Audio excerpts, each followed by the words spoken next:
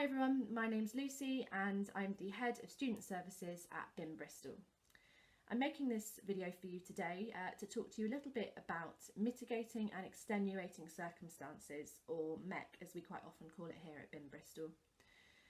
The following information is designed to help you within your January 2021 assessment period, where because of the disruption that we're all living through at the moment, we have made some relaxations to the rules around having to submit evidence for your mitigating circumstances application. So whilst this information is useful right now, please don't rely on it for your semester 2 summer assessments because the rules may have tightened again by that point. So if you feel unable to submit your January assessments on time, you can apply for mitigating circumstances for one of the following three things.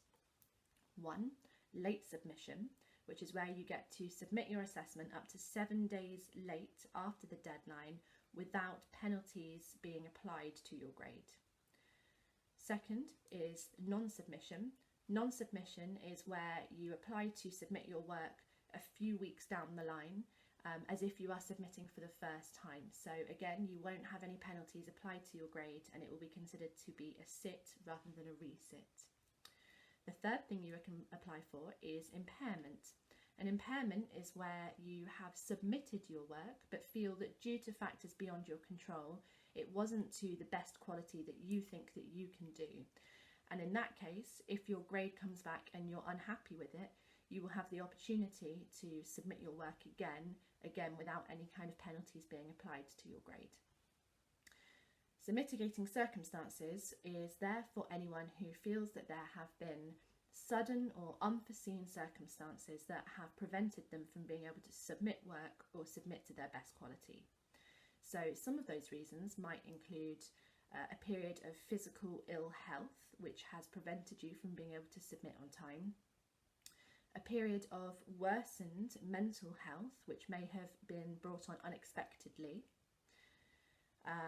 If you're a key worker in the current circumstances, if you have had to go in and work extra hours because of your job, meaning that you're required at the moment, meaning you don't have enough time to submit your assessments. Or another key thing within this current period is about lack of equipment. So if, like a lot of students, you have gone home at Christmas expecting to return before the January assessment period and have been left without the equipment that you require to be able to submit your assessments, or if you've been negatively impacted by the closure of our buildings, that's another reason that you're currently allowed to apply for mitigating circumstances. There are lots of other reasons you might apply as well, so that might include things like personal or family issues, bereavement, or anything else that you think might be getting in the way of you submitting on time. So you must apply for MEC either before your deadline or no more than 7 days after your submission. If you apply 8, 9 or 10 days after your submission date, unfortunately we can't accept that. If you are a student who has already got reasonable adjustments in place for your work, which usually mean that you have 7 days further to submit your assessment, then late submission is not an option for you to apply for under mitigating circumstances, but you can still apply for either impairment or non-submission. To apply for mitigating circumstances, the easiest thing to do is to visit the BIM Bristol Student Services Moodle page. So to access that, go to bimstudents.com, click on BIM Bristol and then click on Student Services, and that will take you directly to the Student Services Moodle. From there is a link to a Microsoft online form which you can fill out online and submit without having to get any signatures or anything like that, so it's nice and simple to submit. When you apply, you must give specific information about the assessment or assessments that you want to apply for. So that includes module code, the date of submission, whether it's an A1 or an A2 assessment, that kind of stuff. You also have to provide a personal statement to explain why you feel you deserve or need mitigating circumstances, and we are looking for enough information within that statement to be able to make a good judgment on it. Don't write an essay, but please do write more than 1 or 2 lines just to give us a good overview of what's going on for you at the moment, so that we can consider your application thoroughly. As I mentioned at the beginning of this video, ordinarily we require you to provide evidence alongside your mitigating circumstances application, such as a doctor's note or a family note or anything like that that proves your circumstances. However, because of the current circumstances, we have relaxed that requirement. So that means you don't have to submit evidence, but you can if you'd like to, and there is an option to be able to do that on the online form.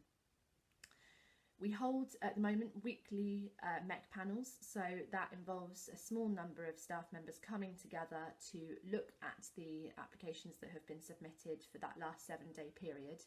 So please don't expect to hear back from us immediately. At the moment we are holding application panels on Thursday, so in all likelihood you will probably hear from us late Thursday or Friday about the outcome of your application.